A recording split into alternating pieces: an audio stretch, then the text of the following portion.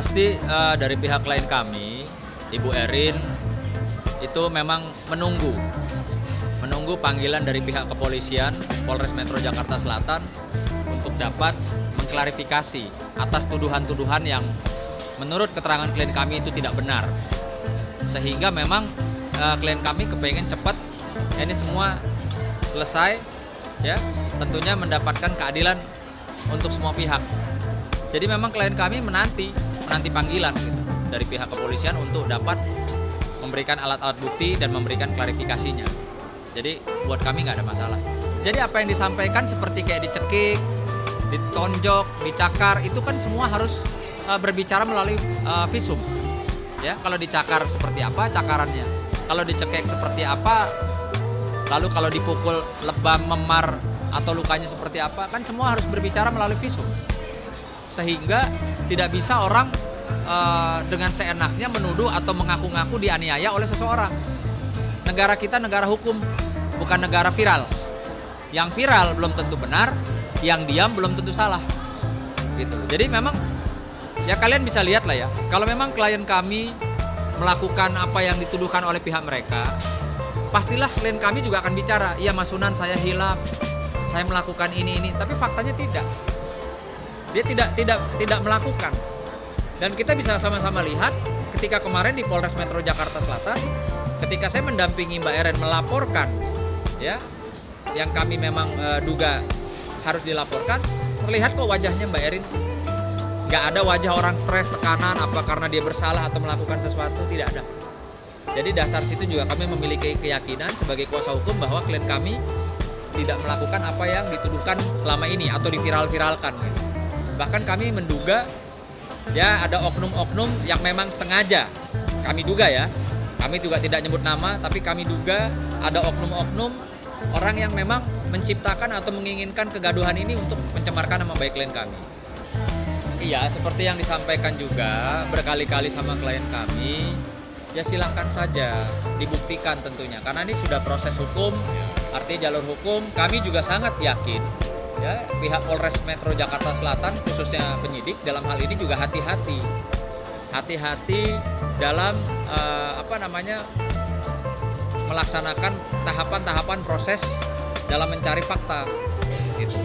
Nah, sementara kami sangat siap untuk mengklarifikasi ketika besok atau kapanpun pihak klien kami dipanggil oleh pihak penyidik. Lalu yang paling membuat kekhawatiran dari klien kami saat ini, kenapa harus melaporkan? Karena ya seperti kayak mobil di-upload di sosial media yang kami duga milik daripada ART itu, jelas itu keluar datanya atas nama klien kami, alamat klien kami. Sekarang klien saya kemana-mana juga jadi was-was, khawatir ada orang tahu, wah apa diikutin, ya. Terus lalu kalau kita mau ngomong kemungkinan adanya tindakan kriminal ke depan, seperti orang udah tahu nih rumahnya, ya, kamarnya di mana, masuk pintunya lewat mana, posisi mobil di mana, itu kan membahayakan. Bisa saja nanti di kemudian hari ada maling, ada rampok, siapa yang mau tanggung jawab, gitu loh. Nah, hal-hal ini yang membuat makanya klien kami mengambil sikap sebelum 1 bulan. Klien kami memiliki bukti tentunya ya, menyampaikan kepada pihak yayasan untuk agar segera orang ini diganti. Namun demikian kemarin saya baca percakapannya, kayaknya seolah-olah dari pihak ART agak sedikit kurang serius menanggapi apa yang bentuk keberatan daripada klien kami. Malah dia bilang, Bu, si ART yang berinisial H ini betah Bu kerja di rumah Ibu, gitu loh. Ada percakapannya. Jadi di sini saya lihat, loh kok malah sekarang dibalik. Siapa yang benar, siapa yang salah, siapa yang salah, siapa yang teriak, gitu loh.